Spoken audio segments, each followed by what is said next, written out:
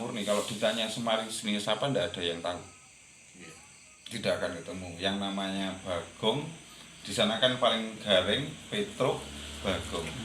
Ilustrasinya ketika yang Ismoyo, Semar, Sado Planoyo Genggong, yang namanya Semar sendiri. Dan seseorang itu pasti mempunyai cacat pincang, kepincangan dalam hidup manusia ada garing. Ketika ada orang yang dalam kehidupannya tegak berdiri dan dia lurus dengan apa adanya, Petruk.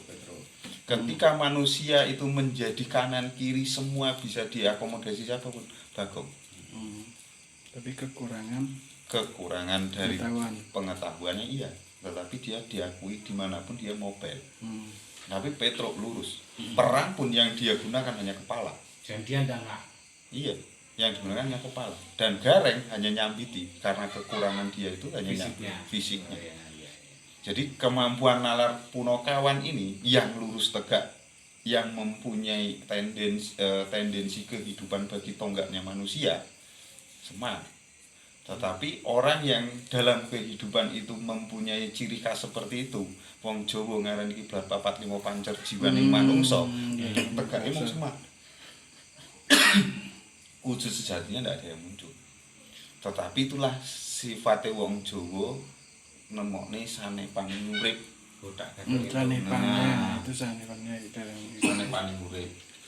Kenapa dalam wujud peninggalan sejarah Indonesia, Afrika, kemudian India atau Asia Tengah ataupun Timur Tengah, semua bentuknya lingga dan yoni. Kita bahas lingga dan yoni bukan bisa bahas agama. Orang jauh sampai ke Ka'bah ketika Ibrahim menjadi nabi. Ibrahim menghancurkan semua patung karena dia sebagai murid dari 35 murid paling bodoh raiso dan mengadopsi semua patung itu menjadi ilustrasi dalam kehidupannya yang makhluk. Tetapi ketika melihat lingga yang dan yoni batu besar yang sangat luar biasa, dia baru bisa menyatukan dirinya dengan Tuhan dan memberikan penyampaian itu kepada orang-orang agar tidak menyembah patung, menyembahlah kepada ini loh yang namanya hidup. Ada unsur laki-laki, ada unsur perempuan, ada siang, ada malam. Kita tidak bicara agama, bicara rootnya adalah sejarah. Jadi ketika kita bicara agama, setiap nabi yang turun ke dunia dari Nabi Adam sampai Nabi Muhammad dalam versi Muslim, dari kajian Maria dan Isa, dari kajian dalam Muslim, terus ada dalam kehidupan orang Buddha itu Dewi Kuan Yin. Nek nang Jawa kuwi diceritakne Cupu Manik Astagina dari Dewi Sukesi dengan Resi Sopo itu saya lupa, melahirkan 3 anak rebutan Cupu Manik Astagina sejati ning uripe manungsa nang jero niku kan wagu kok nonton jeroane menungso meneh kan lucu. Rebutan ketika dia dilempar dari taraf hidup yang sudah bahagia, akhirnya dia turun ke dunia menjadi kera. Dewi Anjani tetap Dewi Anjani tetapi dalam wujud kera. Sugriwa dan Subali. Ketika lahir dari anaknya Anjani, lahirlah Anoman berwujud kera. Didadekne filme nang wong Buddha yang Theravada, muncullah kera sakti. Nang Indonesia ini ora cerita Anoman. Anono cerita Anoman. Di sana versinya itu hampir semua 11-12 ketika menceritakan satu agama. Hanya versi ketika kita bicara ini kan lingkup besar dunia, lingkup besar Indonesia saja yang namanya orang menggulung mentah dirinya sendiri jiwa manusia. Hono Coroko Doto Sowolo Podo Joyo Monggo Bodong, manusia itu akibatnya menjadi bangkai. Dari ilmu ejaan yang diciptakan Aji Saka ketika Angling Darmo dapat menutup manusia raksasa yang ada di wilayah Banjarnegara atau Keraton Galuh Purba, Malwopati. Setelah itu orang diajari Hono Coroko oleh Aji Saka. Aji Saka tidak bisa diakui, dia ke timur tidak diakui, Kalimantan. Selesai, Aji Saka tidak ada apa-apanya. Dari abjad itulah manusia ngulawentah awake dhewe to, Pak. siapapun ilmunya yang kalau masih mengatakan ilmunya Jawa ora bakal ngilangke jenengane huruf Hanacaraka.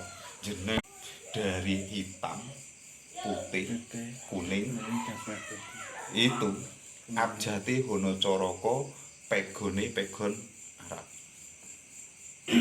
Hanya ketika satu guru duwe murid akeh dunti nurune beda. Sama ketika Nabi Adam jane ajarane kowe ngebakti karo Gusti Allah. Gandeng duwe anak kobal-kobil kuwi dudur adur ilmune pengetahuane dhewe-dhewe ya dadi ilmune dhewe-dhewe gitu loh. Manusia yang pertama ketika manusia mengalami proses seperti itu, Nabi sing membuat kapal terbesar, dia itu akan tahu sejarahnya manusia bahwa dalam keadaan yang terburuk dalam kehidupan pasti akan dihancurkan dan akan babak baru. Sadar atau tidak, ketika Mahabharata Ramayana cerita tertua dari cerita semuanya dikatakan dalam setiap peradaban ketika ada yang buruk pasti akan dihancurkan, tapi keburukan tidak akan pernah habis. Ketika dikatakan di sana semua jin dibakar, bahwa jin itu akan habis saat itu, tapi keburukan tidak akan habis dalam jiwa manusia. Nggih mboten? Nggih.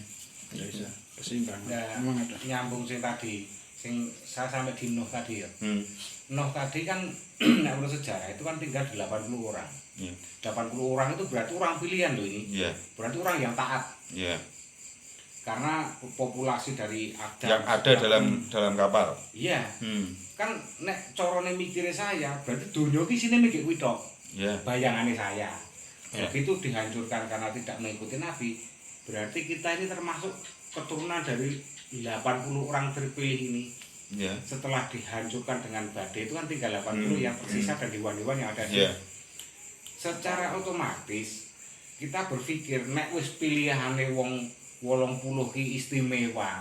Lah ngopo tek dunyane kaya ngene? Lah kembali ke tadi apa sing kembali ke nafsune keburukan tidak akan hilang. Nah, itu saya nyambung itu saja. Ya. Iya ketika Rahwana tidak bisa dibunuh oleh manusia, maka dibuatkan perjalanan hidup itu manusia setengah hewan, Hanuman. Yang bisa menyelesaikan Hanuman. Dan Rahwana kepalanya itu kan dikubur. Badannya dikubur, kepalanya itu sebenarnya masih di atas gunung. Dipisahkan itu agar bisa mati. Jasad. Tetapi perilaku keburukan tidak akan bisa habis. Mulanya sifat keburukan itu tidak akan habis. Makanya ketika Adam itu dia dilahirkan, Hawa punya anak, kemudian dia turun ke bumi karena kesalahannya dia sendiri makan buah kudi. Itu kan karena jin. Ketika turun ke dunia, jin itu kan mengganggu manusia terus, anak ribut dan seterusnya. Ya, itu sama sebenarnya. Jadi ketika kita bicara yang namanya bukan unsur agama, kita bicara orang cerdasnya saat itu dan cerdasnya orang sekarang. Bayangkan hadis itu kan mengartikan mandiri. Iya, setuju. Nah, karena itu pun ketika kita bicara dalam konteks pengetahuan, matematika zaman biyen nanging bagi kali tambah kurang. Saiki kan dari konversi ini bisa dipecahkan oleh ilmu matematika baru saja. Dari 235 tahun ternyata baru ada orang yang baru memecahkan dari kualifikasi itu. If dalam rumus Excel itu adalah kali bagi dan plus kan pemecahan. Pemecahan dari konversi dari berbagai itu. Padahal pertama matematika ketemuan hanya plus, minus, bagi, kurang. Tapi kenapa ada if? Dalam ilmu komputer kan dipecahkan.